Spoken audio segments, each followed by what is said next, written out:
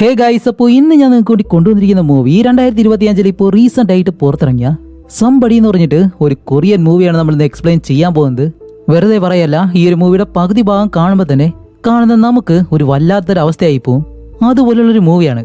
ക്ലൈമാക്സിലൊക്കെ ആണെങ്കിൽ നമ്മൾ ആകെ ത്രില്ലടിച്ചിരുന്നു പോവും. അതുപോലുള്ളൊരു മൂവി. അപ്പോൾ ഇതിലും കൂടുതലും ഞാൻ എന്തായാലും ഈ ഒരു മൂവിയുടെ സ്റ്റോറിയെ പറ്റി പറയത്തില്ല. അതെന്താണെന്ന് നിങ്ങൾ കണ്ടു തന്നെ മനസ്സിലാക്കുക. അപ്പോൾ ഈ ഒരു ചാനലിൽ ഇതുവരെ നിങ്ങൾ സബ്സ്ക്രൈബ് ചെയ്തിട്ടില്ല എന്നുണ്ടെങ്കിൽ മറക്കാതെ ഒന്ന് സബ്സ്ക്രൈബ് ചെയ്ത് ചെയ്യുക. അതേപോലെ തന്നെ അടുത്തുള്ള ആ ഒരു ബെല്ലൈക്കൺ അതും കൂടി ഒന്ന് എനേബിൾ ചെയ്താൽ മാത്രമേ നോട്ടിഫിക്കേഷൻ കറക്റ്റ് ആയിട്ട് നിങ്ങൾക്ക് കിട്ടത്തുള്ളൂ. അത് നിങ്ങൾ കറക്റ്റ് ആയിട്ട് ചെയ്യുമെന്ന് ഞാൻ വിശ്വസിക്കുന്നു. അപ്പോൾ ഇനി എന്തായാലും നമുക്ക് നേരെ സ്റ്റോറിയിലേക്ക് പോവാം. ഈ ഒരു മൂവിയുടെ തുടക്കത്തിൽ ഒരു ചെറിയ പെൺകുട്ടി വലിയൊരു നദിയുടെ അടുത്ത് വന്നിരുന്നിട്ട് അവൾ അതിലേക്ക് കല്ലെല്ലാം എറിയുന്നുണ്ട്. അങ്ങനെ അത് കഴിഞ്ഞ് അടുത്ത സീനിൽ കാണിക്കുമ്പോഴത്തേക്കും ഒരു നീന്തൽ പരിശീലകയായിട്ടുള്ള യോൺ എന്ന് പറഞ്ഞിട്ടൊരു സ്ത്രീയെ കാണിക്കുകയാണ്. ഇപ്പൊ അവരായാലും അവിടെ വന്നിരിക്കുന്ന ആ ഒരു സ്റ്റുഡൻസ് ഒക്കെ ഉണ്ടല്ലോ, അവർക്ക് എങ്ങനെയാണ് നീന്തുന്നത് എന്നുള്ള കാര്യങ്ങളെല്ലാം ഓരോന്നായിട്ട് ഇങ്ങനെ പഠിപ്പിച്ചു കൊടുക്കുന്നു. അപ്പൊ ഇതാണ് നമ്മുടെ ഈ മൂവിയിലെ ഹീറോയിൻ. അങ്ങനെ ഹീറോയിൻ ഈ ഒരു കാര്യങ്ങളെല്ലാം ചെയ്തിട്ട് തന്റെ ആ ഒരു സെക്ഷൻ കഴിഞ്ഞ് അവരുടെ ആ ഒരു ടേബിളിലേക്ക് വന്നിരിക്കുന്ന സമയത്താണ് പെട്ടെന്ന് ഒരു ഫോൺ കോൾ വരുന്നു. അത് കേൾക്കുന്നത് നമ്മുടെ ഹീറോയിൻ പെട്ടെന്ന് അവിടെ നിന്ന് എഴുന്നേറ്റ് നല്ല വേഗതയിൽ ഇങ്ങനെ ഓടാണ്. ഓടി അവസാനം ഒരു റോഡിന്റെ സൈഡിലേക്ക് എത്തുമ്പോൾ അവിടെ ഒരു ചെറിയ പെൺകുട്ടി ഈ റോഡിലെ ആക്സിഡന്റ് പറ്റി മരിച്ച ഒരു പട്ടിക്കുട്ടിയുടെ അടുത്ത് ഇങ്ങനെ ഇരിക്കുകയാണ്. അപ്പൊ അടുത്തേക്ക് ചെല്ലുമ്പോഴത്തേക്കാണ് നമുക്ക് മനസ്സിലാവുന്നത് അത് ഹീറോയിന്റെ മകളാണ്. അവളുടെ പേര് സോഹ്യുൻ.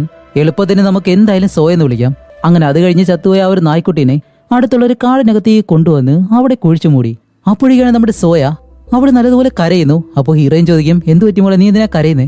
ഇല്ല, നമ്മുടെ നായ്ക്കുട്ടി മരിച്ചു പോയില്ലേ, ഇതുവരെ നായ്ക്കുട്ടിയല്ലേ, ഇത് പോയി കഴിഞ്ഞാൽ വേറൊന്നിനെ നമുക്ക് വാങ്ങിക്കാം, അത്രമാത്രമേ ഒന്ന് പറയുമ്പോൾ ഇല്ല, അത് നമ്മുടെ കുടുംബത്തിന്റെ ഒരു ഭാഗമായിരുന്നു, നമ്മളോടൊപ്പം തന്നെ ആഹാരം കഴിക്കുന്നു, നമ്മുടെ വീട്ടിൽ തന്നെ കിടന്നുറങ്ങുന്നു, അപ്പോൾ അത് നമ്മുടെ ഫാമിലിയിലെ ഒരു അംഗമല്ലേ എന്ന് പറയുമ്പോൾ ഹീറോയിൻ ചോദിക്കും, ശരി നീയല്ലേ അതിനെ തള്ളിയിട്ടേന്ന് ചോദിക്കുമ്പോൾ അപ്പോഴാണ് സോയ പറയുന്നത്, ഞാനായിട്ടൊന്നും ചെയ്തതൊന്നുമല്ല, ഞാൻ സ്കൂൾ വിട്ട് വന്നിട്ട് സാധാരണ രീതിയിൽ അവളോട് കളിക്കുമായിരുന്നു. അങ്ങനെ കളിച്ചുകൊണ്ട് നിൽക്കുമ്പോഴത്തേക്കും കയ്യിലെടുത്ത് വെക്കുമ്പോൾ അവളായാലും കയ്യിൽ നിൽക്കാതെ ചാടി നിന്ന് അവസാനം ജനാല തുറന്ന് അതിന് മുകളിലേക്ക് ഇരുത്തി ഞാൻ അവളെ കളിപ്പിക്കുമായിരുന്നു, പെട്ടെന്ന് അത് താഴേക്ക് എടുത്ത് ചാടി, അങ്ങനെയാ മരിച്ചത് എന്നുള്ള കാര്യങ്ങളെല്ലാം പറയുമ്പോഴത്തേക്കും നമ്മുടെ ഹീറോയിന് സോയ പറഞ്ഞ ഒരു കാര്യവും വിശ്വസിക്കുന്നില്ല.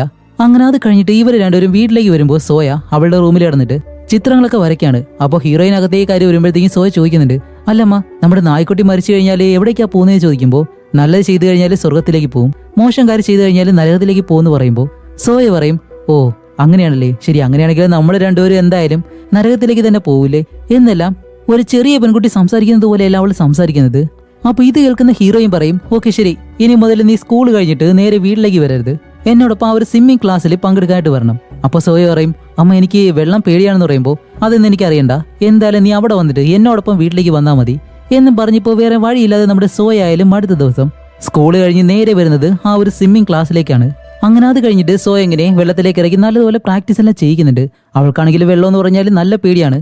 ഇപ്പൊ അവളുടെ അമ്മ പറയുന്നതല്ലാതെ അവൾക്ക് വേറെ ഒന്നും ചെയ്യാൻ കഴിയത്തില്ലല്ലോ. അങ്ങനെ ഇതെല്ലാം കഴിഞ്ഞിട്ട് ഇവർ രണ്ടുപേരും നേരെ വീട്ടിലേക്ക് വരാണ്. വീട്ടിലേക്ക് വരുമ്പോഴത്തേക്കാണ് വീടിന് വെളിയിലായിട്ട് നമ്മുടെ ഹീറോയിന്റെ അമ്മ വന്ന് നിൽക്കുന്നു. അങ്ങനെ അവളുടെ അമ്മയെ അകത്തേക്ക് കൊണ്ടുപോകുമ്പോഴത്തേക്കും വീടിന്റെ ചുമരിലെ വിചിത്രമായിട്ടുള്ള ചിത്രങ്ങളൊക്കെ വരച്ചു വെച്ചിട്ടുണ്ട്. ഇത് കാണുമ്പോൾ അവരമ്മ ചോദിക്കുന്നുണ്ട്, എന്താ മോളെ സോയിങ്ങിന്റെ അവസ്ഥ ഇപ്പോഴും അതുപോലെ തന്നെയാണോ? അതേ അമ്മ, ഒരു മാറ്റവും ഇല്ല, പഴയതുപോലെ തന്നെയാണ്.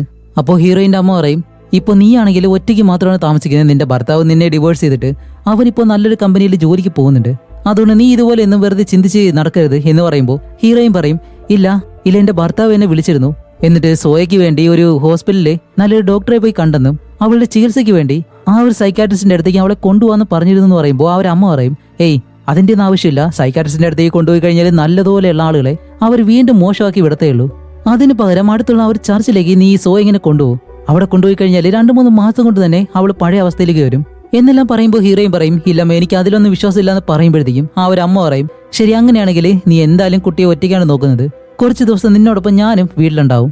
ആ ഒരു സമയത്ത് തന്നെ നമ്മുടെ സോയങ്ങ് പതിയെ ഇവർ സംസാരിക്കുന്ന ആ ഒരു സ്ഥലത്തേക്ക് വന്നിട്ട് അവളുടെ മുത്തശ്ശിയുടെ മടിയിൽ കയറിയിരുന്ന് സാധാരണ രീതിയിൽ സംസാരിക്കുകയെല്ലാം ചെയ്യുന്നുണ്ട്. അങ്ങനെ അത് കഴിഞ്ഞപ്പോൾ അടുത്ത ദിവസം നമ്മുടെ ഹീറോയിൻ ആയാലും ആ ഒരു സ്വിമ്മിംഗ് പൂളിലെ മുകളിലേക്ക് നോക്കി തന്നെ എന്തോ ഒരു വല്ലാത്ത രീതിയിൽ അവൾ എന്തൊക്കെ കാര്യങ്ങൾ ആലോചിക്കുന്നുണ്ട്. അത് കഴിഞ്ഞ് ആ ഒരു പൂളിൽ നിന്ന് കരയിലേക്ക് കയറിയിരിക്കുമ്പോഴത്തേക്കാണ് അവളുടെ തുടയില് അതേപോലെ തന്നെ കയ്യില് ഈ കത്തി കൊണ്ട് മുറിച്ചതുപോലെ പാടുകളുണ്ട്. ഇതെങ്ങനെയാണ് വന്നതെന്ന് നമുക്കറിയത്തില്ല. അങ്ങനെ അത് കഴിഞ്ഞിട്ട് ഇവർ പോകാനായിട്ട് വരുമ്പോഴത്തേക്കാണ് ഇവിടെ പ്രാക്ടീസ് ചെയ്യാനായിട്ട് വരുന്ന ഒരു ചെറിയ പെൺകുട്ടിയുണ്ട്. അവളെ എന്തായാലും നമുക്ക് എളുപ്പത്തിന് വേണ്ടിയിട്ട് ലൂസി എന്ന് വിളിക്കാം. അപ്പൊ ലൂസിയും അവളുടെ അമ്മയും ഹീറോയിന്റെ മുന്നിലേക്ക് വന്നിട്ട്, നിങ്ങളാണല്ലേ ഇവളെ പഠിപ്പിക്കുന്ന ടീച്ചർ? ഓക്കെ, അവള് വീട്ടിൽ അങ്ങനെ അധികം മിണ്ടാത്ത ഒരാളാണ്, പക്ഷെ ഇവിടെ വന്നതിന് ശേഷം അവൾ കുറച്ചുകൂടി ആക്റ്റീവാണ്. അല്ല നിങ്ങളുടെ മകൾ ഇവിടെ തന്നെ ഉണ്ടോ എന്ന് ഹീറോയിനോട് ചോദിക്കുമ്പോൾ നമ്മുടെ സോയ അതിന് വെളിയിൽ നിന്നിട്ട് ഈ ഒരു കാര്യങ്ങളെല്ലാം കാണുന്നുണ്ട്. അപ്പോൾ ഹീറോയിൻ ആയാലും ദേ അതാണ് എന്റെ മകളെന്ന് പറയുന്നതും ലൂസി എന്ന് പറഞ്ഞ ആ ഒരു ചെറിയ പെൺകുട്ടി ഓടി വന്ന് നമ്മുടെ ഹീറോയിനെ ഇങ്ങനെ കെട്ടിപ്പിടിക്കും. എന്നിട്ട് ഹീറോയിനോട് സംസാരിക്കുമ്പോൾ ഈ ഒരു കാര്യം സോയയ്ക്ക് ഇഷ്ടപ്പെടുന്നില്ല. അത് നമ്മുടെ ഹീറോയിനും മനസ്സിലായി. അത് കഴിഞ്ഞിട്ട് സോയയെ നേരെ അകത്തേക്ക് കൊണ്ടുവന്ന് ലൂസിക്കും ലൂസിയുടെ അമ്മയ്ക്കും ഇങ്ങനെ പരിചയപ്പെടുത്തി കൊടുക്കാണ്. അപ്പൊ സോയ ആയാലും ഇപ്പോൾ സാധാരണ രീതിയിൽ നമ്മുടെ ലൂസിയോട് ഇങ്ങനെ സംസാരിക്കും. അങ്ങനെ അത് കഴിഞ്ഞിട്ട് അടുത്ത ദിവസം കാണിക്കുമ്പോഴത്തേക്കാണ് നമ്മുടെ ഹീറോയിനെ സോയ പഠിക്കുന്ന ആ ഒരു സ്കൂളിലേക്ക് വിളിച്ചു വരുത്തുന്നു. എന്നിട്ട് അവിടെയുള്ള ടീച്ചർമാരാണെങ്കിൽ ഒരു വീഡിയോ അവർക്ക് പ്ലേ ചെയ്ത് കാണിക്കുന്നുണ്ട്. ഈ ഒരു കുട്ടികള് പൊങ്ങിയും താഴ്ന്നും കളിക്കുമല്ലോ, അതിന് ഒരു വശത്ത് ഒരു ചെറിയ പെൺകുട്ടിയെ കിടത്തി സോയയും അതേപോലെ തന്നെ മറ്റൊരു പെൺകുട്ടിയും കൂടി ചേർന്ന് ഇതിങ്ങനെ അവളുടെ മുഖത്തേക്ക് താഴ്ത്തിക്കൊണ്ടുവരും, അതേപോലെ തന്നെ പൊക്കി മുകളിലേക്ക് കൊണ്ടുവരും. ഈ ഒരു രീതിയിൽ ഇങ്ങനെ കളിക്കുകയാണ്. അപ്പോഴേക്കാണ് ആ ഒരു ടീച്ചർമാര് നമ്മുടെ ഹീറോയിനോട് പറയുന്നത്, ഈ ഒരു കാര്യത്തെപ്പറ്റി കുറെ നാൾക്ക് മുന്നേ നിങ്ങളോട് പറയണമെന്നുണ്ടായിരുന്നു. നിങ്ങളുടെ മകൾക്ക് 7 വയസ്സാണെങ്കിലും അവളുടെ പെരുമാറ്റ രീതിയും മറ്റും നല്ല വ്യത്യാസമുണ്ട്. ആ ഒരു കുട്ടിയെ വെച്ച് ഇതുപോലെ ആരെങ്കിലും കളിക്കോ? എന്തെങ്കിലും പറ്റിക്കഴിഞ്ഞാല് ഓക്കെ അത് വിടാം. മറ്റൊരു കാര്യമുണ്ട്, അവളുടെ ക്ലാസ്സിൽ പഠിക്കുന്ന ഒരുപാട് ചെറിയ കുട്ടികളുടെ കയ്യിലും ചെറിയ ചെറിയ കീറലുകളൊക്കെ ഞങ്ങൾ ശ്രദ്ധിച്ചിരുന്നു. അതിനെല്ലാം കാരണം സോയാണ്.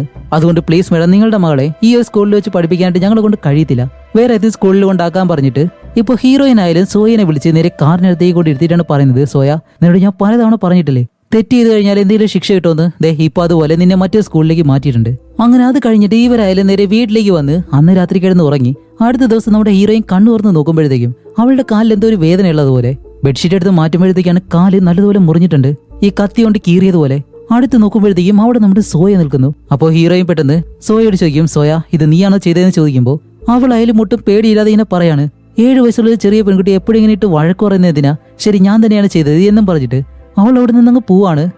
ഇപ്പൊ സോയ ഒരു ചെറിയ പെൺകുട്ടി ആയതുകൊണ്ട് വേറെ ഒന്നും ചെയ്യാൻ കഴിയത്തില്ലല്ലോ. അതുകൊണ്ട് തന്നെ ഹീറോയിൻ അത് ക്ഷമിച്ചങ്ങ് വിടും.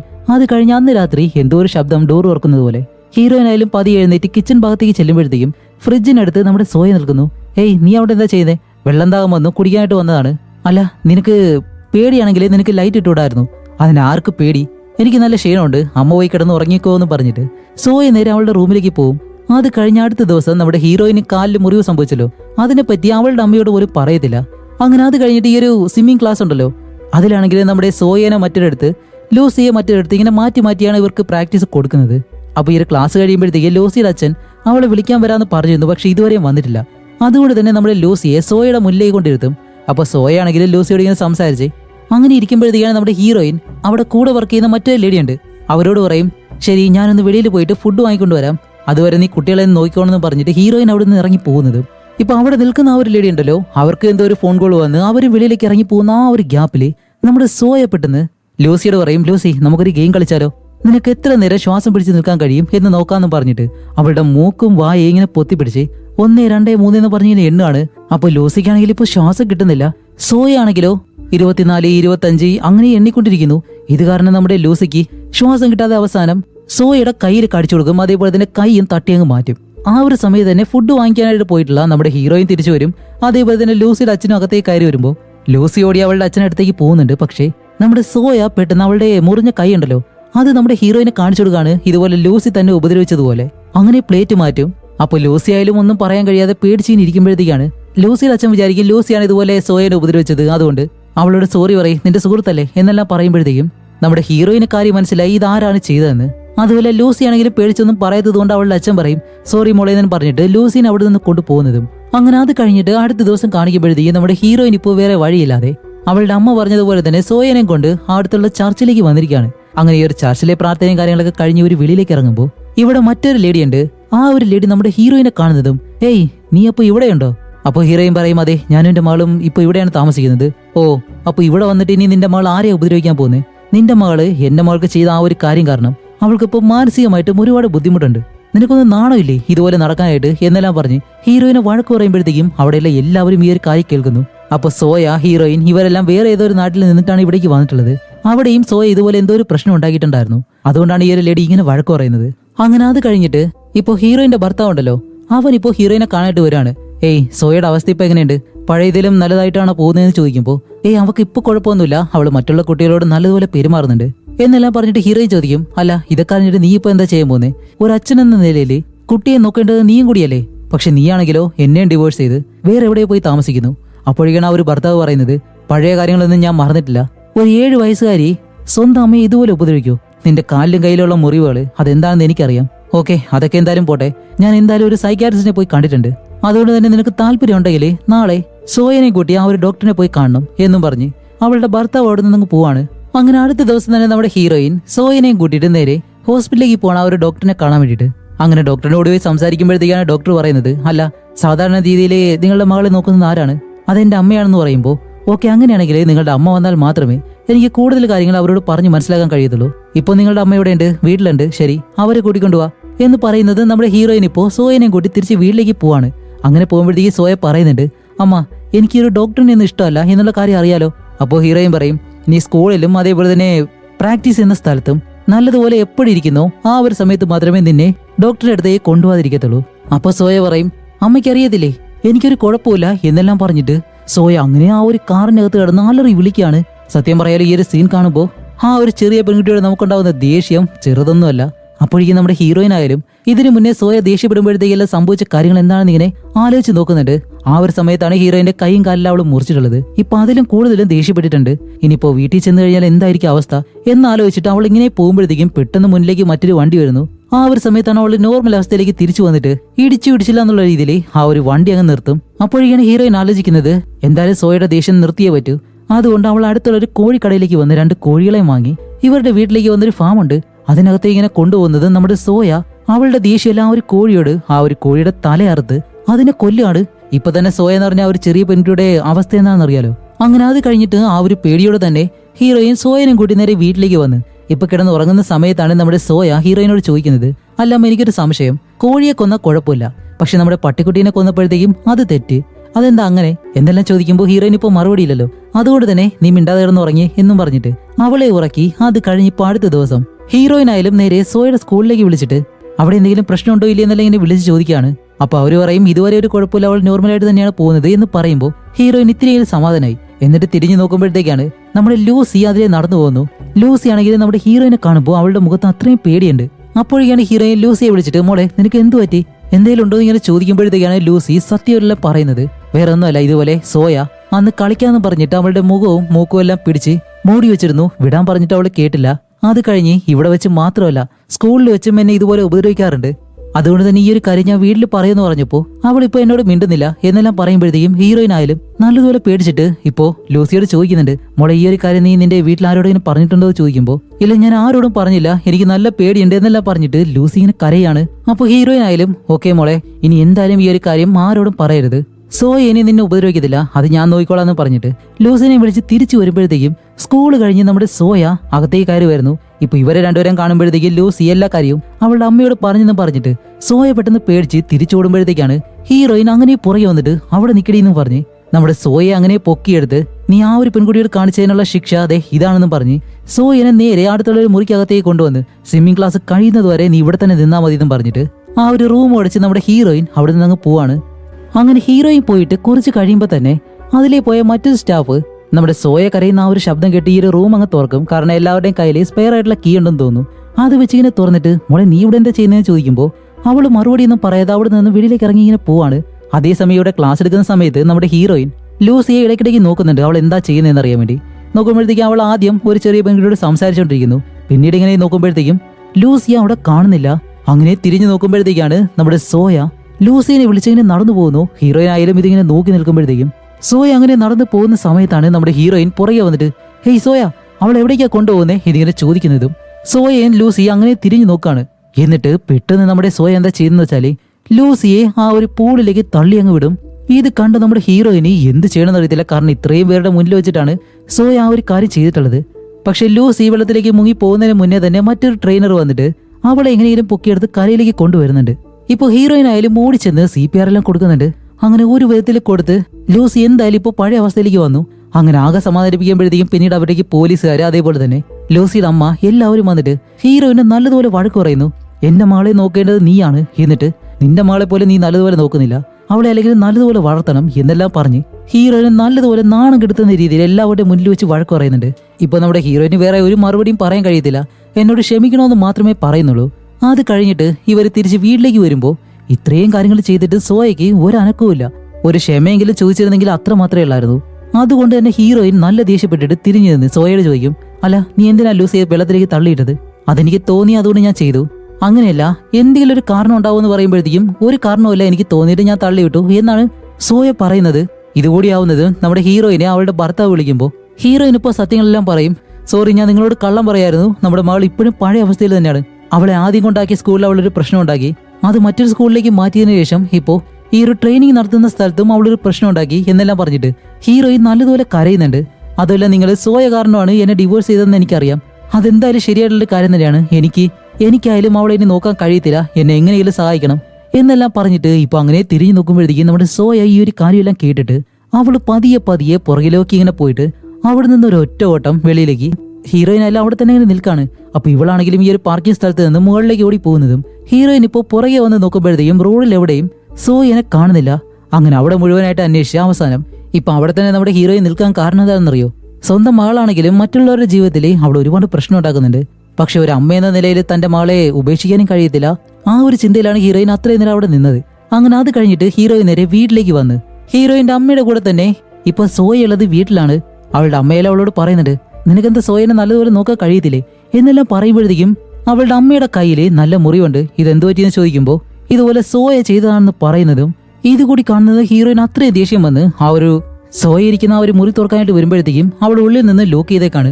അത് കാരണം നിന്നെ എന്തായാലും ഇന്ന് വെറുതെ വിടാൻ പോകുന്നില്ല എന്ന് പറഞ്ഞിട്ട് ഒരു ചുറ്റിയിൽ എടുത്തുകൊണ്ട് വന്ന് ആ ഒരു ഡോർ ഇടിച്ചു പൊളിച്ച് അകത്തേക്ക് ചെന്ന് നോക്കുമ്പോഴത്തേക്കാണ് സോയ അവിടെ നിന്ന് ഈ ഒരു ഡ്രോയിങ് എല്ലാം ഒരു കത്തി ഉപയോഗിച്ച് അങ്ങനെ കീറാണ്. എന്നിട്ടാണ് ഹീറോയിനോട് പറയുന്നത്, എന്നോട് ഇഷ്ടമുണ്ടെന്നെല്ലാം പറഞ്ഞത് വെറുതെ അല്ലേ? ഞാൻ ഇന്ന് ആ ഒരു പാർക്കിംഗ് സ്ഥലത്ത് നിന്ന് വെളിയിലേക്ക് പോകുമ്പോഴത്തേക്കും എന്നെ അന്വേഷിച്ച് പുറകെ വരേണ്ടതാണ്. പക്ഷെ നിങ്ങൾ ചെയ്തില്ല. അങ്ങനെയാണെങ്കിൽ എന്നെ കാണാതെ പോയാലും നിങ്ങൾക്ക് ആർക്കും ഒന്നുമില്ല. എന്നോട് ഇഷ്ടമുണ്ടെന്നെല്ലാം പറയുന്നത് വെറുതെ അല്ലേ? നല്ലതുപോലെ ദേഷ്യപ്പെടുകയും സംസാരിക്കുമ്പോഴത്തേക്കും നമ്മുടെ ഹീറോയിൻ പറയുന്നുണ്ട്, നീ കുറച്ച് സമാധാനാവൂ എന്നെല്ലാം പറഞ്ഞ് അവളുടെ കൈ പിടിക്കാനായിട്ട് വരുമ്പോഴത്തേക്കും അവള് കത്തിയെടുത്ത് കയ്യിലേക്ക് വെക്കും. അപ്പൊ ഹീറോയിൻ പിടിച്ച് വലിച്ചു കൊടുക്കുമ്പോൾ അവളുടെ കൈ മുറിഞ്ഞു. അങ്ങനെ ഹീറോയിന്റെ കയ്യിൽ ആ ഒരു മുറിവ് കെട്ടുന്നതും അവളുടെ അമ്മ തന്നെയാണ്. എന്നിട്ട് പറയുന്നുണ്ട്, മോളെ നല്ല മുറിവുണ്ട്, നീ എന്തായാലും ഹോസ്പിറ്റലിലേക്ക് പോകാനായിട്ട് പറയുമ്പോൾ ഹീറോയിൻ പറയും, ഇല്ല അതിന് മുന്നേ വേറെ കുറച്ച് ജോലികളുണ്ട് എന്നും പറഞ്ഞിട്ട് നമ്മുടെ ഹീറോയിൻ നേരെ സോയയുടെ റൂമിലേക്ക് ചെന്ന് അവളാണെങ്കിൽ നല്ല ഉറക്കമാണ്. അവളെ വിളിച്ചിട്ട്, സോയ നമുക്ക് എന്തായാലും നീന്തൽ പ്രാക്ടീസ് ചെയ്യാൻ പോവാം ബാ എന്ന് പറഞ്ഞ് രാത്രി തന്നെ അവളെ വിളിച്ച് നേരെ ആ ഒരു സ്വിമ്മിംഗ് പൂളിലേക്ക് പോവാണ്. അവിടെ ചെല്ലുമ്പോഴത്തേക്കും നമ്മുടെ ഹീറോയിന്റെ കയ്യിൽ ആ ഒരു മുറിവുണ്ടല്ലോ, അതിൽ നിന്ന് രക്തം ഒരുപാട് വെളിയിലേക്ക് പോകുന്നുണ്ട്. പക്ഷെ അതൊന്നും കാര്യമാക്കാതെ സോയനെ നേരെ വെള്ളത്തിലേക്ക് ഇറക്കും. അപ്പൊ സോയ പറയുന്നുണ്ട്, അമ്മ എനിക്ക് വെള്ളം നല്ല പേടിയാണെന്ന് അറിയത്തില്ലേ എന്ന് പറയുമ്പോൾ നമ്മുടെ സോയയെ അങ്ങനെ പിടിവിട്ടിട്ട് അവൾ കുറച്ച് മാറുന്നതും സോയയ്ക്ക് നല്ലതുപോലെ നീന്തൽ അറിയാത്തത് കൊണ്ട് തന്നെ അവൾ മുങ്ങി പോകുന്നുണ്ട്. എന്നിട്ട് മുകളിലേക്ക് വീണ്ടും കൊണ്ടുവരുമ്പോഴത്തേക്കാണ് സോയ പറയുന്നത്, അമ്മ എനിക്ക് നല്ല പേടിയാവുന്നുണ്ട്, വെള്ളം എന്ന് പറഞ്ഞാൽ എനിക്ക് പേടിയാണെന്ന് അറിയത്തില്ലേ എന്നിങ്ങനെ ചോദിക്കുമ്പോൾ, ഓ അപ്പൊ നിനക്ക് നല്ല പേടിയുണ്ട്, അതുപോലെയല്ലേ ലൂസി എന്ന് പറഞ്ഞ ആ ഒരു പെൺകുട്ടിക്ക് ഉണ്ടായിരുന്നത്, എന്നിട്ട് നീ എന്തിനാ അവളെ വെള്ളത്തിലേക്ക് തള്ളിയിട്ടെ? അവൾക്ക് നീന്തൽ അറിയത്തില്ല എന്നുള്ള കാര്യം നിനക്കറിയത്തില്ലേ? അറിയാം, പിന്നെ എന്തിനാ നീ അവളെ വെള്ളത്തിലേക്ക് തള്ളിയിട്ടത്? നിന്നെ പോലെ തന്നെ അവളും എത്രത്തോളം പേടിച്ചിട്ടുണ്ടാവും. അതുകൊണ്ട് നിന്നെപ്പോലെ ഒരു കുട്ടിയെ എന്തായാലും വെറുതെ വിടാൻ കഴിയത്തില്ല. നീ കാരണം മറ്റുള്ളവർക്കും ഒരുപാട് പ്രശ്നം ഉണ്ടാവും. അതുകൊണ്ട് ലൂസി പോയ ആ ഒരു സ്ഥലത്തേക്ക് നമുക്കും പോവാന്നും പറഞ്ഞിട്ട് ഇപ്പൊ നമ്മുടെ സോയനെ അങ്ങനെ പിടിച്ച് സ്വന്തം മകളായാലും ഇത്രയും തെറ്റുകൾ ചെയ്യുമ്പോഴത്തേക്കും അതൊരിക്കലും ഒരു അമ്മയ്ക്ക് സഹിക്കാൻ കഴിയത്തില്ല. അതുകൊണ്ട് തന്നെ ഹീറോയിൻ അവളെ പിടിച്ച് വെള്ളത്തിനടിയിലേക്ക് ഇങ്ങനെ താഴ്ന്നു പോവാണ്. സോയ്ക്കാണെങ്കിലും ശ്വാസം മുട്ടുന്നുണ്ട്. ആ ഒരു സമയത്ത് നമ്മുടെ ഹീറോയിന്റെ കയ്യിൽ നിന്നും ഒരുപാട് രക്തം വെളിയിലേക്ക് പോയതുകൊണ്ട് തന്നെ ഹീറോയിന്റെ ബോധം നഷ്ടപ്പെട്ട് ഹീറോയിൻ പതിയെ വെള്ളത്തിനടിയിലേക്ക് മുങ്ങിപ്പോകുന്നു. ആ ഒരു ഗ്യാപ്പിൽ നമ്മുടെ സോയ നീന്തി മുകളിലേക്ക് കയറുകയും ചെയ്യുന്നുണ്ട്. അങ്ങനെ ഈ ഒരു സംഭവത്തിന് ശേഷം നമ്മുടെ ഹീറോയിനും അതേപോലെ തന്നെ സോയയ്ക്കും എന്താണ് സംഭവിച്ചതെന്ന് കാണിക്കുന്നില്ല. അങ്ങനെ അത് കഴിഞ്ഞിട്ട് ഒരു 20 വർഷങ്ങൾക്ക് ശേഷം കാണിക്കുമ്പോൾ ഒരു മെന്റൽ ഹോസ്പിറ്റലിൽ ഒരു സ്ത്രീ ടേബിളിനടുത്തായിട്ട് ഇരുന്നിട്ട് എന്തൊക്കെയോ പറയുന്നുണ്ട്. അവർ നല്ലതുപോലെ പേടിക്കുന്നുണ്ട്. അതേസമയം തന്നെ ആ ഒരു ഹോസ്പിറ്റലിന് വെളിയിലായിട്ട് വേറൊരു പെണ്ണ് നിൽക്കുന്നു. അവളുടെ പേര് കിം എന്നാണ്. ഇപ്പൊ അവളായാലും തന്റെ അമ്മയെ കുറെ നേരം നോക്കിയിട്ട് ഇപ്പൊ അവളുടെ അമ്മയ്ക്ക് ആവശ്യമായിട്ടുള്ള ചികിത്സാ പണം അവിടെയുള്ള റിസപ്ഷനിൽ കൊടുത്തിട്ട് കിം ആയാലും നേരെ തിരിച്ചു പോകുന്നു. പിന്നീടാണ് നമുക്ക് മനസ്സിലാവുന്നത് നമ്മുടെ കിം ജോലി ചെയ്യുന്നത് ഒരു ക്ലീനിങ് കമ്പനിയിലാണ്. എന്താണെന്ന് വെച്ചാല് ഈ ഒരു അപകടങ്ങൾ നടന്ന അല്ലെങ്കിൽ ഈ സൂയിസൈഡ് മരണങ്ങൾ അതേപോലെ തന്നെ കൊലപാതകം നടന്ന വീടുകൾ ഇതിനകത്തെല്ലാം ചെന്നിട്ട് അവിടെയെല്ലാം നല്ലപോലെ ക്ലീൻ ചെയ്യുക, അതാണ് ഇവരുടെ ജോലി. ഇപ്പൊ അതുപോലെ തന്നെ ഒരു വീട്ടിലെ ഇവർ ക്ലീനിങ് ജോലിയെല്ലാം ചെയ്തുകൊണ്ടിരിക്കുകയാണ്. അപ്പൊ നമ്മുടെ കിം ആയാലും അവിടെ റൂമിനകത്തേക്ക് ചെന്നിട്ട് അവിടുത്തെ കബോർഡ് തുറന്ന് നോക്കുമ്പോൾ കറുത്ത നിറത്തിലുള്ളൊരു പേഴ്സ് ഉണ്ട്. ഇപ്പൊ അതാണെങ്കിലും മറ്റാരും കാണാതെ അവളെടുത്ത് ഇങ്ങനെ ഒളിപ്പിച്ചു വെക്കും. എന്നിട്ട് ആ ഒരു കബോർഡ് അടച്ചിട്ട് അതിന്റെ കണ്ണാടിയിലേക്ക് നോക്കുമ്പോഴത്തേക്കാണ് വെളിയിലെ ജനാലയിലൂടെ വേറെ ഏതോ ഒരു പെണ്ണ് ഇതെല്ലാം കാണുന്നുണ്ടായിരുന്നു. നമ്മുടെ കിം ആയാലും പെട്ടെന്ന് ഇത് കണ്ടങ്ങ് പേടിച്ചു പോകും.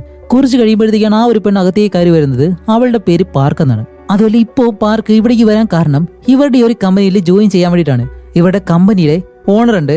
അയാൾ എന്തായാലും നമുക്ക് ഹാൻ എന്ന് വിളിക്കാം. അയാളാണ് ഈ ഒരു കമ്പനിയിലെ ലീഡർ. അതുപോലെ ഇവിടെ അത്യാവശ്യം പ്രായമുള്ള ഒരു സ്ത്രീ ഇരിപ്പുണ്ട്. അവരുടെ പേര് ചോയ് എന്നാണ്. ഇപ്പോ ആ ഒരു ലീഡർ ചോയ്, നമ്മുടെ കിം, ഇവര് മൂന്നുപേരാണ് ഈ ഒരു കമ്പനിയിൽ ജോലി ചെയ്യുന്നത്. ഇപ്പൊ പാർക്ക് എന്ന് പറഞ്ഞ ആ ഒരു പെണ്ണായാലും ഇവരോടൊപ്പം വന്നിട്ട് ഇവർ ഫുഡ് കൊടുക്കുമ്പോഴത്തേക്കും അവൾ ഒരുപാട് നാള് ഈ ഫുഡൊന്നും തിന്നാത്ത രീതിയിൽ നല്ലതുപോലെ കഴിക്കുന്നു. അപ്പോഴാണ് ഇവർ ചോദിക്കുന്നത്, അല്ല നിന്റെ പേരെന്താ, നീ എവിടെ താമസിക്കുന്നത്, നിന്റെ വീട്ടുകാർ ഏതാന്നൊക്കെ ചോദിക്കുമ്പോൾ അവൾക്ക് എന്തായാലും വീട്ടുകാരൊന്നുമില്ല. അവൾ അനാഥയായിട്ടാണ് ജീവിക്കുന്നത്. അതുപോലെ അവളുടെ പേര് പാർക്കാണെന്നുള്ള കാര്യവും ഇവരോട് പറയുന്നുണ്ട്. അപ്പൊ ചോയ് എന്ന് പറഞ്ഞ ആ ഒരു സ്ത്രീക്കാണെങ്കിൽ നമ്മുടെ പാർക്കിനെ ഒരുപാട് ഇഷ്ടപ്പെട്ട് ഇവരുടെ കമ്പനിയിൽ ജോലിക്കായിട്ട് എടുക്കാനായിട്ട് ആ ഒരു ഹാൻ ഉണ്ടല്ലോ അയാളോട് പറയുകയും ചെയ്യുന്നുണ്ട്. അതുപോലെ അവളുടെ കൈ കാണിച്ചിട്ട് ദേ ഞാൻ കുട്ടിയായിരിക്കുമ്പോഴത്തേക്കും വീടിന് തീ പിടിച്ചിട്ട് എന്റെ ഫാമിലി എല്ലാം അതിൽ മരണപ്പെടുകയാണ് ചെയ്തത് എന്നുള്ള കാര്യവും പാർക്ക് പറയുന്നുണ്ട്. അതുപോലെ ഇവള് ജോലിക്ക് കയറാൻ വേണ്ടിയിട്ട് അവളുടെ ഡീറ്റെയിൽസ് എല്ലാം ഇവർക്ക് കൊടുത്തു. അതിൽ ബാക്കി എല്ലാ കാര്യങ്ങളും ഉണ്ടെന്ന് പറഞ്ഞിട്ട് ഇപ്പൊ പാർക്ക് മറ്റൊരു കാര്യം കൂടി പറയുന്നുണ്ട്. പഴയ കാര്യങ്ങളൊന്നും എനിക്ക് ഓർമ്മയില്ല, അതുകൊണ്ട് നിങ്ങൾ എന്ത് ചോദിച്ചാലും എനിക്ക് അതിനെപ്പറ്റി പറയാനായിട്ട് കഴിയത്തില്ല എന്ന് പറയുമ്പോൾ ഇവരുടെ ആ ഒരു ലീഡർ ഉണ്ടല്ലോ ഹാൻ, അയാൾ പറയും നിനക്ക് ആരുമില്ല എന്ന് പറഞ്ഞിട്ട് നീ വിഷമിക്കേണ്ട ആവശ്യമില്ല. ഇനി എന്തായാലും നീ ഞങ്ങളോടൊപ്പം ഈ ഒരു കമ്പനിയിലേക്ക് ചേർന്നു, നിനക്ക് എല്ലാവരും ഉണ്ട്.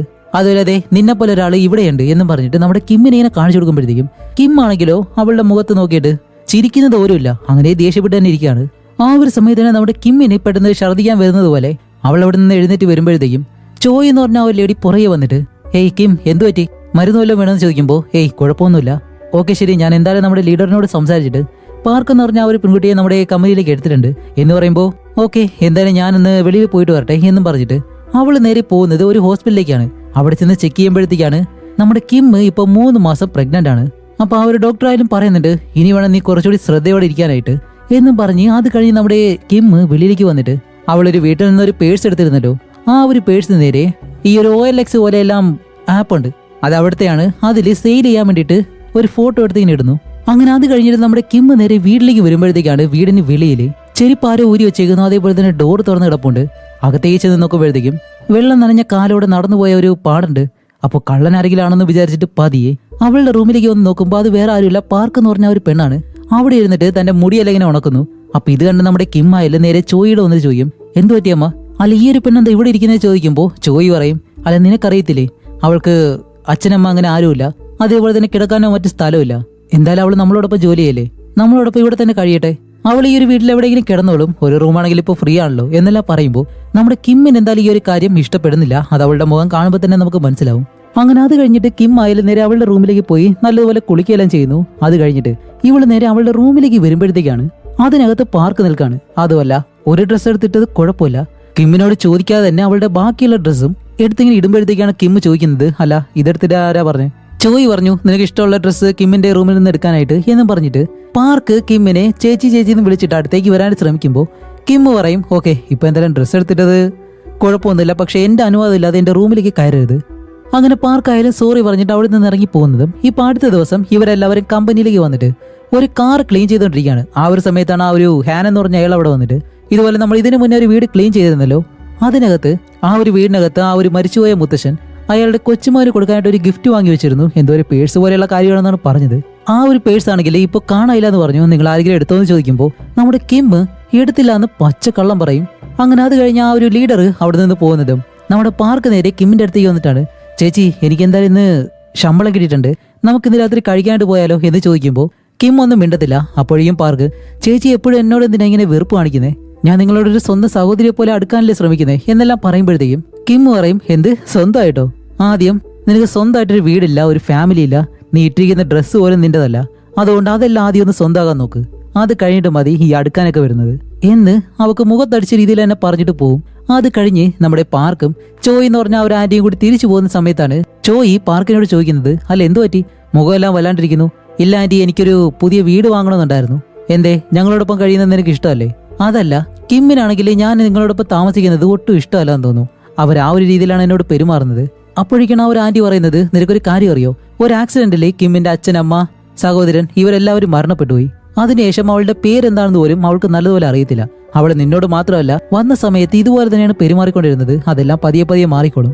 അങ്ങനെ അത് കഴിഞ്ഞിട്ട് നമ്മുടെ കിമ്മിനെ കാണിക്കുമ്പോൾ കിം ഇപ്പോൾ ഒരു സ്ഥലത്ത് നിന്നിട്ട് അവളുടെ ഡോക്ടറിനെ വിളിക്കാണ്. എന്നിട്ടാണ് ഇതുപോലെ ഈ വയറ്റിലുള്ള കുഞ്ഞിനെ ഇല്ലാണ്ടാക്കാൻ കഴിയുമെന്ന് ഇങ്ങനെ ചോദിക്കുമ്പോഴത്തേക്കും ആ ഒരു ഡോക്ടർ പറയും 2-3 മാസമാണെങ്കിലും ഓക്കെ, ഇതിപ്പോ 5-6 മാസം കഴിഞ്ഞില്ലേ, അതുമല്ല അതിനാണെങ്കിൽ അത്യാവശ്യം പണവും ആവും എന്നുള്ള കാര്യം പറയുന്നതും അവിടേക്ക് വന്ന ഒരു ഭാര്യയും ഭർത്താവും നമ്മുടെ കിമ്മിന്റെ അടുത്തേക്ക് വന്നിട്ട് അല്ല നിങ്ങളാണ് ഓൺലൈനിൽ ആ ഒരു പേഴ്സ് വിൽക്കാനായിട്ട് വെച്ചത്? അതെ ഞാൻ തന്നെയാണ്.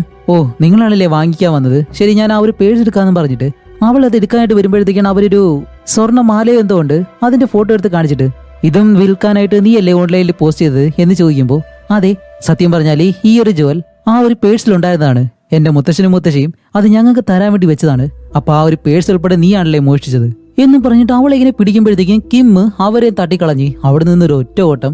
അങ്ങനെ ഓടി ഓടി അവസാനം വീട്ടിലേക്ക് വരുമ്പോഴത്തേക്കാണ് നമ്മുടെ പാർക്കും ആ ഒരു ആന്റിയും കൂടി ചേർന്ന് ഒരുപാട് ഫുഡെല്ലാം ഉണ്ടാക്കി വെച്ചേക്കുന്നു. അപ്പോഴാണ് പാർക്ക് പറയുന്നത്, ചേച്ചി ഇന്ന് നിങ്ങളുടെ ബർത്ത്ഡേ അല്ലേ, അതിനു വേണ്ടിയാണ് ഞങ്ങൾ ഫുഡെല്ലാം ഉണ്ടാക്കിയതെന്ന് പറഞ്ഞിട്ട് കേക്കെല്ലാം മുറിക്കുന്നു.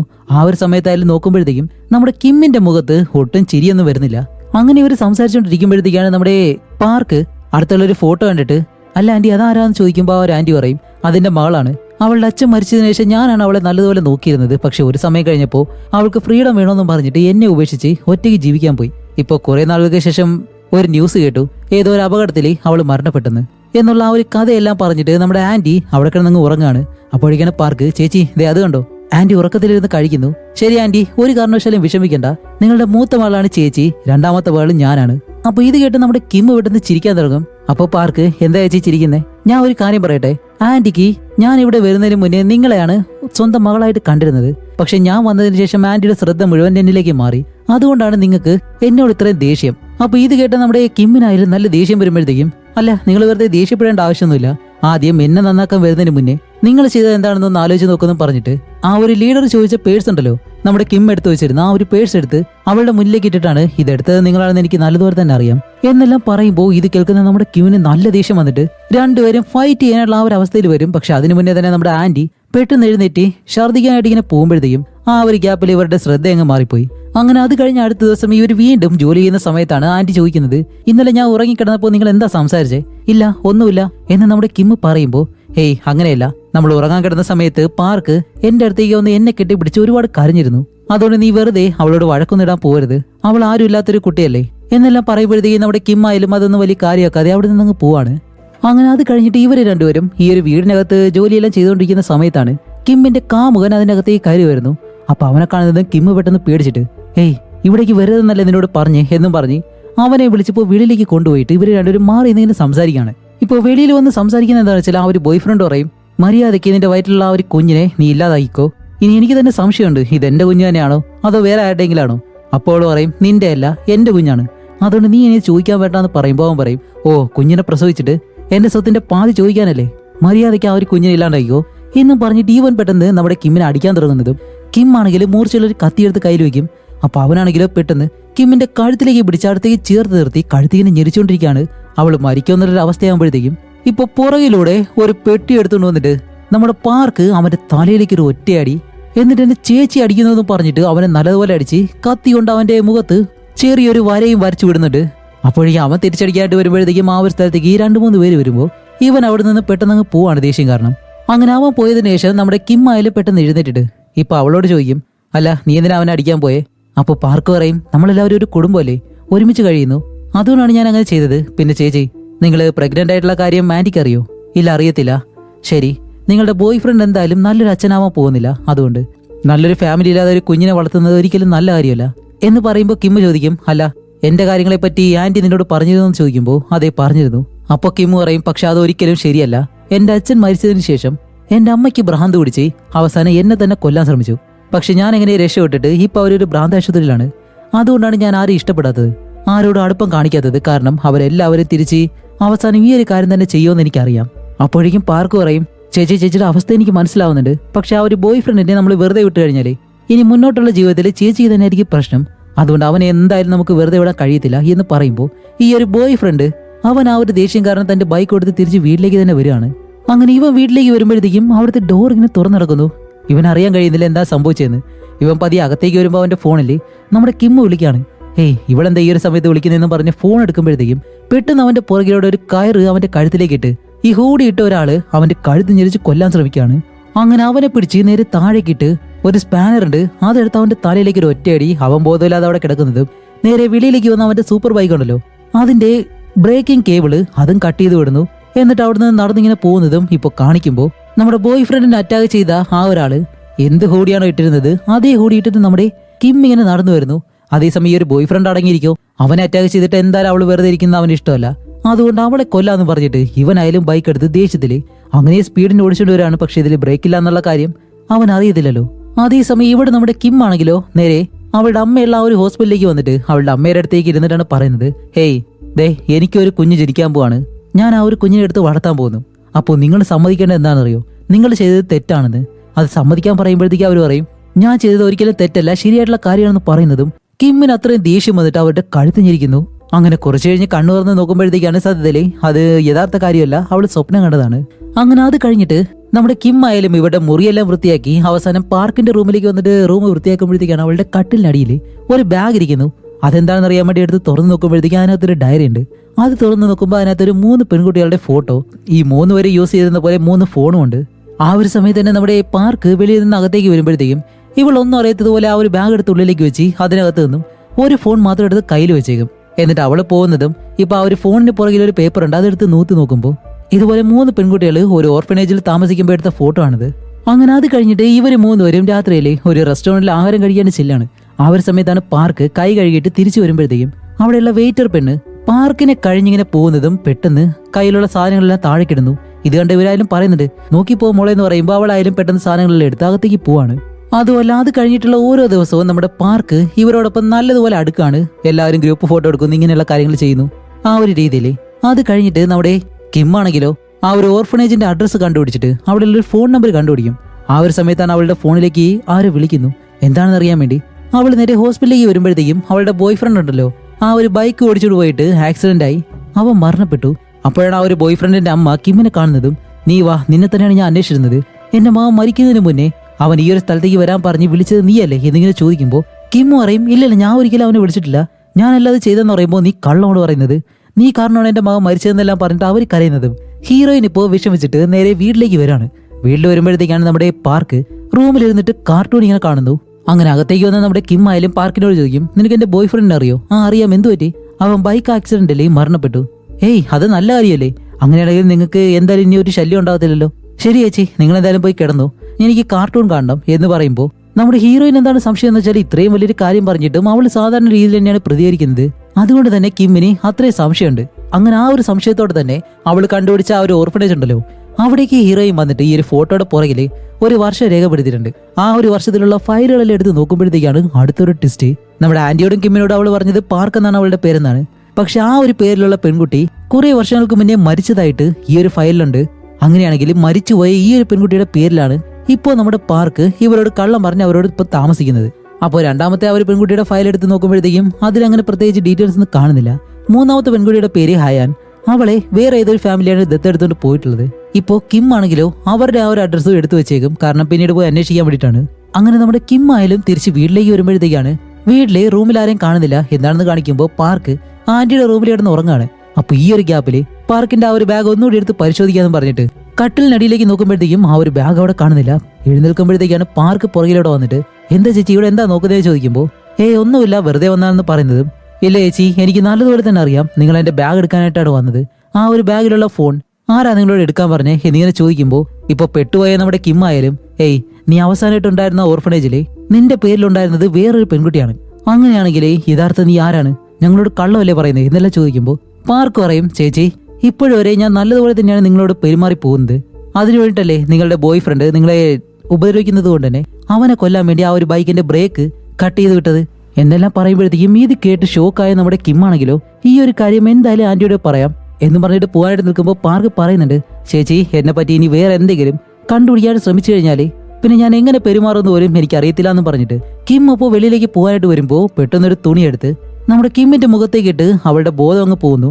അത് കഴിഞ്ഞിട്ട് അവളിപ്പോ കണ്ണു തുറക്കുമ്പോഴത്തേക്കും അവള് റൂമിൽ തന്നെ കിടപ്പുണ്ട്. അങ്ങനെ എഴുന്നേറ്റ് നേരെ കിച്ചണിലേക്ക് വരുമ്പോഴത്തേക്കാണ് അവിടെ പുറകിലെ പാർക്കുണ്ടല്ലോ അവൾ ആ ഒരു ആന്റിയുടെ അടുത്ത് ഒരു കത്തിയും വെച്ച് നിന്നിട്ട് എന്നെ പറ്റിയുള്ള എന്തെങ്കിലും ഇപ്പൊ പറഞ്ഞു കഴിഞ്ഞാല് ഇവരുടെ നെഞ്ചിലേക്ക് ഞാൻ കത്തിയിറക്കും എന്നും പറഞ്ഞ് ചിരിച്ചുകൊണ്ട് തന്നെ നമ്മുടെ കിമ്മിനെ നോക്കി അവളിങ്ങനെ ഭീഷണിപ്പെടുത്താണ്.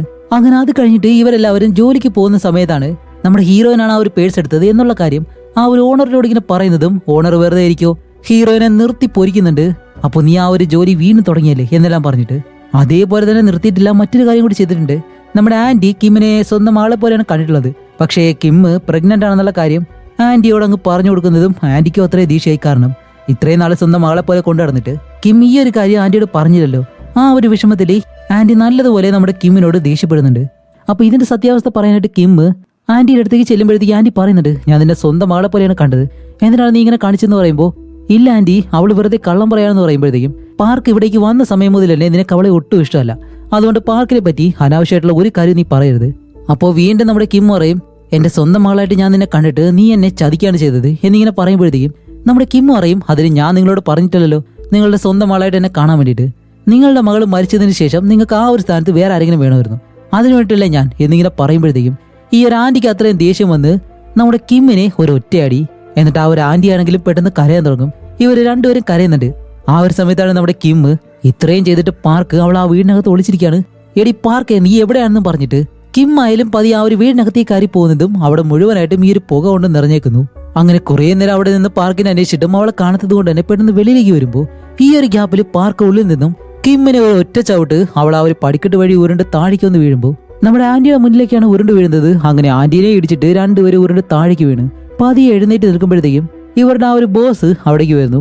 എന്നിട്ട് എന്ത് പറ്റിയെന്ന് ചോദിക്കുമ്പോഴത്തേക്കും ഇത്രയും നേരം വീടിനകത്തുണ്ടായിരുന്ന പാർക്കുണ്ടല്ലോ, അവളിപ്പോ താഴെ നിന്ന് കയറി വന്നിട്ട് എന്ത് പറ്റി എന്നല്ല എന്നെ ചോദിക്കാണ്. ഇവളെങ്ങനെയാണ് താഴെ ഇറങ്ങിയതെന്ന് നമുക്കിപ്പോഴും അറിയത്തില്ല. അങ്ങനെ അത് കഴിഞ്ഞിട്ട് എല്ലാവരും ഹോസ്പിറ്റലിലേക്ക് വരുമ്പോഴത്തേക്കും നമ്മുടെ കിം ഇപ്പോ പാർക്കുണ്ടല്ലോ അവളെ വെളിയിലേക്ക് പറഞ്ഞു വിട്ടിട്ട് ഈ ഒരു ആന്റിയോട് പറയും, അമ്മ ഞാൻ നിങ്ങളോട് കള്ളം പറഞ്ഞു. എന്റെ അച്ഛൻ മരിച്ചതിന് ശേഷം എന്റെ അമ്മയ്ക്ക് മാനസികമായിട്ട് ബുദ്ധിമുട്ടുണ്ടായിരുന്നു. അത് കാരണം എന്നെ തന്നെ അവർ കൊല്ലാൻ നോക്കി. അവസാനമാണ് ഞാൻ അവരെ ഒരു മാനസിക ആരോഗ്യ കേന്ദ്രത്തിലേക്ക് കൊണ്ടാക്കിയത്. അതുകൊണ്ട് അമ്മയോട് ഞാൻ ഇത്രയും നാൾ കള്ളം പറയുമായിരുന്നു. പിന്നെ ആ ഒരു പാർക്ക് അവൾ എന്നെ പറ്റി പറയുന്ന കാര്യങ്ങളെല്ലാം വെറുതെയാണ്, അവൾക്ക് വേറെ എന്തോ ഒരു ലക്ഷ്യമുണ്ട് എന്നെല്ലാം പറയുമ്പോഴത്തേക്കും ഇപ്പൊ ഇങ്ങനെ പറഞ്ഞു കഴിഞ്ഞാൽ എന്തായാലും ആ ഒരു അമ്മ അതിന് സമ്മതിക്കത്തില്ല. ഇതിനെന്തായാലും കറക്റ്റ് ആയിട്ടുള്ള തെളിവ് വേണം. അങ്ങനെ അതിനു വേണ്ടിയിട്ട് നമ്മുടെ കിം എന്താ ചെയ്യുന്നത് വെച്ചാലേ ആ ഒരു ഓർഫനേജിലെ വേറൊരു പെണ്ണിന്റെ അഡ്രസ്സ് കണ്ടുപിടിച്ചിരുന്നല്ലോ. ആ ഒരു പെണ്ണിന്റെ വീട് കണ്ടുപിടിച്ചിട്ട് നേരെ അവിടേക്ക് വന്ന് ഡോറിലിങ്ങനെ തട്ടുമ്പോഴത്തേക്കും കഥക് തുറക്കുമ്പോഴത്തേക്കാണ് ഒരു ടെസ്റ്റ്. വേറെ ആരുമല്ല, ഇവരെ ഇടയ്ക്ക് ഒരു റെസ്റ്റോറന്റിൽ പോകുമ്പോഴത്തേക്കും നമ്മുടെ പാർക്കിനെ കണ്ട് ഒരു പെണ്ണ് അവളുടെ സാധനങ്ങളെല്ലാം താഴേക്കിട്ടല്ലോ, ആ ഒരു പെണ്ണായിരുന്നു ഇത്. സത്യം പറഞ്ഞാലേ ഇവള് പാർക്കിനെ കണ്ടതുകൊണ്ടാണ് പേടിച്ചിട്ട് അവളുടെ കയ്യിൽ നിന്ന് ആ ഒരു പ്ലേറ്റും കാര്യങ്ങളൊക്കെ താഴെ വീണത്. അതേസമയം തന്നെ റൂമിനകത്ത് നിന്ന് മറ്റൊരാൾ ഇറങ്ങി വരുന്നു. അതാരാണെന്ന് കാണിക്കുമ്പോഴത്തേക്കാണ് സ്റ്റാർട്ടിംഗ് സീനിൽ നമ്മുടെ സോഹ്യൂൻ ഉണ്ടല്ലോ, ഹീറോയിന്റെ അമ്മ, അവരിപ്പോ മുത്തശ്ശിയായി. അവരാണെങ്കിൽ ഈ ഒരു റൂമിൽ നിന്ന് ഇറങ്ങി വരുന്നുണ്ട്. അങ്ങനെ അത് കഴിഞ്ഞ് നമ്മുടെ കിം ആയാലും ഹയാങ് എന്ന് പറഞ്ഞ ഒരു പെണ്ണിനോട് ചോദിക്കും, അല്ല നീ എന്തിനാ പാർക്കിനെ കണ്ട് പേടിച്ചത്, നീ അവളെ തമ്മിൽ എന്താ ബന്ധം എന്നിങ്ങനെ ചോദിക്കുമ്പോഴത്തേക്കാണ് എന്താണ് നടന്നെന്നുള്ള ആ ഒരു കാര്യം ഇവള് പറയുന്നത്. 2007 ഞാൻ അവളെ ആദ്യമായിട്ട് കാണുന്നത്. അന്ന് അവളുടെ പേര് ലഫീസ എന്നാണ് പറഞ്ഞത്. അങ്ങനെ ഞാനും എന്റെ സഹോദരിയും അവളോടൊപ്പം ചേർന്ന് ഞങ്ങൾ മൂന്നുപേരും നല്ല സുഹൃത്തുക്കളായിട്ട് അത് കഴിഞ്ഞിട്ട് ഞങ്ങൾ മൂന്നുപേരും ഒരു ഓർഫനേജിൽ കയറുകയും ചെയ്തു.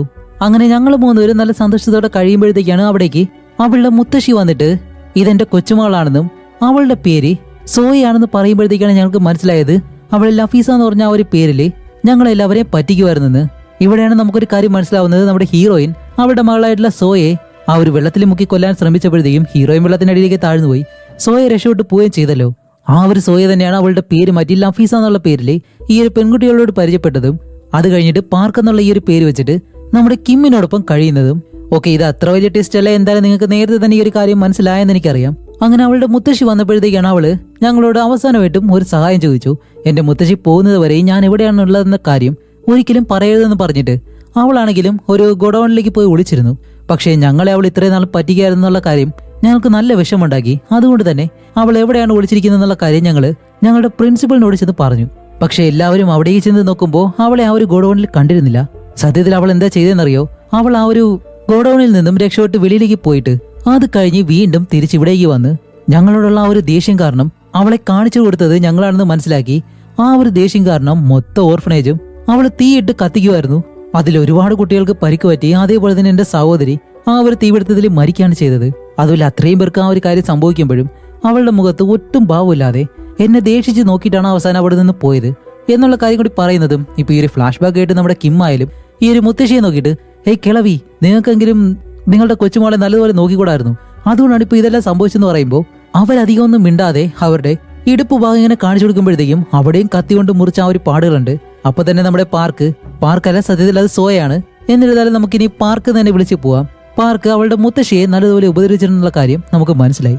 അതേസമയം ഇവരുടെ കമ്പനിയിൽ ആ ഒരു ലീഡർ ഹാൻ പാർക്കിനോട് ചോദിക്കും, അല്ല നീ നിന്റെ ഡീറ്റെയിൽസ് ഞങ്ങൾക്ക് തന്നപ്പോഴത്തേക്കും നീ ഇതിനു മുന്നേ ജോലി ചെയ്തിരുന്ന കമ്പനികളിൽ ആ ഒരു നമ്പറിൽ ഞാൻ വിളിച്ചു നോക്കിയിരുന്നു, പക്ഷേ അങ്ങനെ ഒരു നമ്പർ നിലവിലില്ല എന്നാണ് പറയുന്നത് എന്ന് പറയുമ്പോഴത്തേക്കും പാർക്ക് പറയും, ഓ അങ്ങനെയാണല്ലേ, ചിലപ്പോൾ അവർ നമ്പർ മാറ്റിയതായിരിക്കാം, അങ്ങനെ സംഭവിച്ചൂടെ. ഓക്കെ, അത് ശരി തന്നെയാണ്. എന്നിരുന്നാലും ഞാനത് ഓൺലൈനിൽ സെർച്ച് ചെയ്ത് നോക്കുമ്പോഴത്തേക്കും അങ്ങനെ ഒരു നമ്പർ ഉള്ളതായിട്ട് പോലും പറയുന്നില്ലല്ലോ.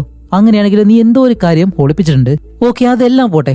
അവസാനം ആന്റിയും കിമ്മും ആ ഒരു പടിക്കെട്ടിൽ നിന്ന് താഴേക്ക് ഉരുണ്ട് വീഴുമ്പോഴത്തേക്കും ഞാൻ അവിടുത്തെ CCTV എടുത്ത് കണ്ടിരുന്നു. അതിലെ അത്രയും നേരം മുകളിലുണ്ടായിരുന്ന നീ ജനാല വഴി താഴേക്ക് ചാടി ഒന്നും അറിയാത്തതുപോലെ പടിക്കെട്ട് വഴി മുകളിലേക്ക് കയറി വന്നു. അതെന്തിനാന്ന് ചോദിക്കുന്നതും ഇപ്പൊ പാർക്കിന് മനസ്സിലായി ഇവള് ചെയ്ത ഉടായ്പകളെല്ലാം അവൻ മനസ്സിലാക്കിയെന്ന്. എന്നിട്ട് ഹാൻ പറയും, ശരി എന്തായാലും ഞാൻ പോലീസിനെ വിളിക്കാൻ പോവാണെന്ന് പറഞ്ഞ് എഴുന്നേൽക്കുന്നതും നമ്മുടെ പാർക്ക് വെറുതെ ഇരിക്കോ. അങ്ങനെ ടേബിളിലിരിക്കുന്ന ആ ഒരു പേന എടുത്ത് അവന്റെ കഴുത്തിലേക്ക് 2-3 തവണ കുത്തിയിട്ട് അവൻ അവിടെ വെച്ച് തന്നെ കൊല്ലുന്നു. അതേസമയം നമ്മുടെ കിം ആണെങ്കിലോ ആന്റിയെ കണ്ട് സത്യങ്ങളെല്ലാം പറയാനും പറഞ്ഞിട്ട് ഹോസ്പിറ്റലിലേക്ക് വരുമ്പോഴത്തേക്കും ആന്റിയെ നേരത്തെ തന്നെ ഡിസ്ചാർജ് ചെയ്ത് കൊണ്ടുപോയി. അത് വേറെ ആരുമല്ല, പാർക്ക് തന്നെയാണ്. അങ്ങനെ ഇതറിഞ്ഞ് നമ്മുടെ കിം അവിടെ നിന്ന് നേരെ വീട്ടിലേക്ക് പോകും. അങ്ങനെ വീടിനകത്തേക്ക് വന്ന് നോക്കുമ്പോഴത്തേക്കും അവിടെ ആരെയും കാണുന്നില്ല, ആന്റീനെയും കാണുന്നില്ല. ആ ഒരു സമയത്താണ് നമ്മുടെ പാർക്ക് വെളിയിൽ നിന്ന് അകത്തേക്ക് വരുന്നത്. ഹേയ്, നീ ആന്റി എന്താ ചെയ്തതെന്ന് ചോദിക്കുമ്പോൾ, ചേച്ചി ഇതിനെല്ലാം കാരണം നിങ്ങളാണ്. ഞാൻ അന്നേ പറഞ്ഞു എന്നെ പറ്റിയുള്ള കാര്യങ്ങൾ നിങ്ങൾ അന്വേഷിക്കരുതെന്ന്. അന്വേഷിച്ചു കഴിഞ്ഞാല് എന്താ സംഭവിക്കുന്നതെന്ന് എനിക്ക് എന്നെ പറയാൻ കഴിയത്തില്ല. ഓക്കെ, എന്തായാലും ഇത്രയും സംഭവിച്ചല്ലേ, ഞാനൊരു പുതിയ കഥ ഇപ്പൊ ഉണ്ടാക്കാൻ പോവാണ്. നീ നിന്റെ ബോയ് ഫ്രണ്ട് വഴക്കുണ്ടാക്കി ആ ഒരു ദേഷ്യത്തിൽ ഈ ബോയ് ഫ്രണ്ടിനെ നീ കൊന്നു. അതറിഞ്ഞ് ആ ബോയ് ഫ്രണ്ടിന്റെ ഫാമിലി നിന്നെ കൊല്ലാനായിട്ട് ഈ ഒരു വീട്ടിലേക്ക് വരും. അപ്പോഴേക്കും ആ ഒരു കുറ്റബോധം കാരണം ഈ ഒരു വീടിന് മുഴുവനായിട്ട് നീ തീ വെച്ച് അതിൽ നീയും മരിച്ചു. അതേപോലെ തന്നെ നമ്മുടെ ആന്റിയും മരണപ്പെട്ടു. ഇതാണ് ആ ഒരു കഥ എന്ന് പറയുമ്പോഴത്തേക്കാണ് നമ്മുടെ ഹീറോയിൻ നോക്കുമ്പോൾ അവിടെയുള്ള ബാത്ത് ടബില് ആന്റിയുടെ കൈ മുറിച്ച് അതിനകത്ത് ഇട്ടേക്കുന്നു. രക്തം ഒരുപാട് പോകുന്നുണ്ട്. അപ്പോഴേക്കും പാർക്ക് പറയും, ഓക്കെ ആന്റിയെ പോലെ തന്നെ നീ ഇപ്പൊ മരിക്കാൻ പോവാണ് എന്ന് പറയുന്നത് നമ്മുടെ കിം നേരെ അകത്തേക്ക് കയറി ചെന്നിട്ട് അവർ ആന്റിയെ എഴുന്നേൽപ്പിക്കാൻ ശ്രമിക്കുമ്പോൾ അവര് ബോധമില്ലാതെ കിടക്കല്ലേ. അങ്ങനെ നമ്മുടെ കിം ഒരു സ്ക്രൂ ഡ്രൈവർ എടുത്തിട്ട് പാർക്കിനെ കുത്താനായിട്ട് വരുന്നതും അവള് പെട്ടെന്ന് അത് വെച്ച് തടഞ്ഞ് ഇപ്പൊ ഇവര് രണ്ടുപേരും വേറെ ലെവലിൽ അവിടെ കിടന്ന് ഫൈറ്റ് ചെയ്യാണ്. അങ്ങനെ ഫൈറ്റ് ചെയ്ത് നമ്മുടെ കിമ്മിനാണെങ്കിൽ പാർക്കിനോടൊപ്പം പിടിച്ചെടുക്കാൻ കഴിയുന്നില്ല. അങ്ങനെ കിമ്മിനെ ഇടിച്ച് താഴേക്കിട്ട് പാർക്ക് മുകളിലേക്ക് കയറി ഇരിക്കുമ്പോഴത്തേക്കാണ് നമ്മുടെ കിം നോക്കുമ്പോൾ ആ ഒരു ആന്റി ഉണ്ടല്ലോ, അവരിപ്പോ ആ ഒരു ബാത്ടബിൽ നിന്ന് എഴുന്നേറ്റ് വെളിയിലേക്ക് വരുന്നു. അതുകൊണ്ട് തന്നെ ശ്രദ്ധ അവളിലേക്ക് പോവാതിരിക്കാൻ വേണ്ടി പാർക്കിനോട് അവൾക്ക് ദേഷ്യം വരുന്ന രീതിയിൽ ഓരോ കാര്യങ്ങളിങ്ങനെ സംസാരിക്കുകയാണ്. അങ്ങനെ അവളുടെ ശ്രദ്ധ ഇങ്ങനെ മാറുമ്പോഴത്തേക്കും ഈ ഒരു ഗ്യാപ്പിൽ നമ്മുടെ ആന്റി പുറകിലൂടെ വന്ന് ഒരു ചെടിച്ചട്ടി എടുത്ത് പാർക്കിന്റെ തലയിലേക്ക് ഒരു ഒറ്റയാടി. അപ്പൊ നമ്മുടെ കിം അമ്മ നമുക്ക് പോവാന്ന് പറഞ്ഞിട്ട് ആന്റിയെ വിളിച്ച് എഴുന്നേറ്റ് പോകാനായിട്ട് വരുമ്പോ പാർക്ക് അങ്ങനെ എഴുന്നേറ്റിട്ട് ആ ഒരു കത്തി വെച്ച് ആന്റിയുടെ വയറിലേക്ക് ഒരു ഒറ്റ കുത്ത്. അത് കഴിഞ്ഞ് നമ്മുടെ കിമ്മിനെ കൊല്ലാനായിട്ട് വരുമ്പോഴത്തേക്കും അവൾ ഒഴിഞ്ഞു മാറി അവസാനം പാർക്ക് ആ ഒരു കത്തി കൊണ്ടുവന്നിട്ട് ഗ്യാസ് സ്റ്റവ് ഉണ്ടല്ലോ അതിലേക്ക് കൊണ്ടുവന്ന് കുത്തി അവിടെ ലോക്കായി പോകും. അപ്പോഴേക്കും നമ്മുടെ കിം നേരെ താഴേക്ക് വന്നിരുന്നിട്ട് ആ ഒരു ഗ്യാസ് സ്റ്റവ് അങ്ങ് ഓണാക്കി കൊടുക്കുന്നതും ഇവള് നേരത്തെ തന്നെ ഈ ഒരു വീട് മുഴുവനായിട്ടും പെട്രോളെല്ലാം ഒഴിച്ചു വെച്ചിട്ടുണ്ടായിരുന്നു. അത് അവളുടെ ദേഹത്ത് കൊണ്ട് അതുകൊണ്ട് തന്നെ പെട്ടെന്ന് തീയേറി അവളുടെ ശരീരം മുഴുവനായിട്ട് ഇങ്ങനെ പിടിക്കുന്നതും ഇവള് അതിനകത്ത് കിടന്ന് കത്തി പിടിച്ചിട്ട് അലറി വിളിച്ച് വീടിന് വെളിയിലേക്ക് ഇറങ്ങിയ ഒരു ഒറ്റ ഓട്ടം. അപ്പോഴാണ് മറ്റൊരു കാര്യം, വീടിന് വെളിയിൽ നല്ലതുപോലെ മഴ പെയ്യുന്നുണ്ടായിരുന്നു. അതേസമയം നമ്മുടെ കിം ആന്റിയെ വന്ന് നോക്കുമ്പോഴത്തേക്കും ആന്റിക്ക് അത്രയും നേരം പിടിച്ചു നിൽക്കാൻ കഴിഞ്ഞില്ല. ആന്റി അവിടെ വെച്ച് തന്നെ മരിക്കാണ്. അങ്ങനെ അത് കഴിഞ്ഞിട്ട് ഇപ്പൊ മറ്റൊരിടത്ത് കാണിക്കുമ്പോഴത്തേക്കും ശരീരം മുഴുവൻ തീ പിടിച്ച ആ ഒരു പൊള്ളലോടെ തന്നെ പാർക്ക് ഒരു നദിയുടെ അടുത്തേക്ക് നടന്നിങ്ങനെ പോവാണ്. അങ്ങനെ അവൾ അവിടേക്ക് വന്നിരുന്നിട്ട് അവളുടെ ആ ഒരു മുറിവുകളെല്ലാം കഴുകി വൃത്തിയാക്കാനായിട്ട് ശ്രമിക്കുമ്പോഴത്തേക്കാണ് ആ ഒരു ആറിന്റെ മറ്റൊരു വശത്ത് നിന്നും നമ്മുടെ ഹീറോയിൻ ഉണ്ടല്ലോ അവൾ അങ്ങനെ നടന്നു വരുന്നു. ഇത് കാണുമ്പോഴത്തേക്കും പാർക്ക് ചോദിക്കും, അമ്മ ഇത്ര വർഷമായിട്ട് നിങ്ങൾ എന്നെ ഫോളോ ചെയ്യുമായിരുന്നു? അതേ മോളെ, അതുമല്ല അമ്മ നിന്നെ ഒരുപാട് മിസ് ചെയ്യുന്നുണ്ട് എന്നും പറഞ്ഞിട്ട് വാ മോളെ അടുത്തേക്ക് വാന്നും പറഞ്ഞ് പാർക്കിനെ അങ്ങനെ ചേർത്ത് പിടിക്കുമ്പോഴത്തേക്കും ഇവിടെയാണ് മറ്റൊരു കാര്യം. ഇപ്പോഴും നമ്മുടെ ഹീറോയിൻ അവളെ കൊല്ലാനായിട്ട് ശ്രമിക്കുകയാണ്. അങ്ങനെ പിടിച്ച് ഞെരിക്കുന്ന സമയത്ത് പാർക്കിന് മനസ്സിലായി അവളുടെ അമ്മ വീണ്ടും അവളെ കൊല്ലാൻ ശ്രമിക്കുകയാണെന്ന്. അതുമല്ല നമ്മുടെ പാർക്കാണെങ്കിൽ ഇപ്പൊ ചെറിയ കുട്ടിയൊന്നുമല്ല, അത്യാവശ്യം വളർന്നു. അതുകൊണ്ട് തന്നെ ഒരു കല്ലെടുത്ത് ഹീറോയിന്റെ തലയിലേക്ക് 2 അടി. അത് കഴിഞ്ഞ് ആ ഒരു കല്ല് വെച്ച് തന്നെ അവരുടെ തലയിലേക്ക് അടിച്ച് ഹീറോയിൻ അവിടെ വെച്ച് കൊല്ലുന്നത് പോലെ കാണിച്ചുകൊണ്ട് ഈ ഒരു മൂവിയും ഇവിടെ വെച്ച് അവസാനിക്കുകയാണ്. ഇനി നിങ്ങൾ പറ, അപ്പൊ എങ്ങനെ ഉണ്ടായിരുന്നു? അഭിപ്രായം എന്തായാലും തീർച്ചയായിട്ടും കമന്റ് ചെയ്യണം. അടുത്തൊരു നല്ല മൂവിയായിട്ട് ഉടനെ തന്നെ വരാം. അതുവരെയ്ക്കും ബൈ.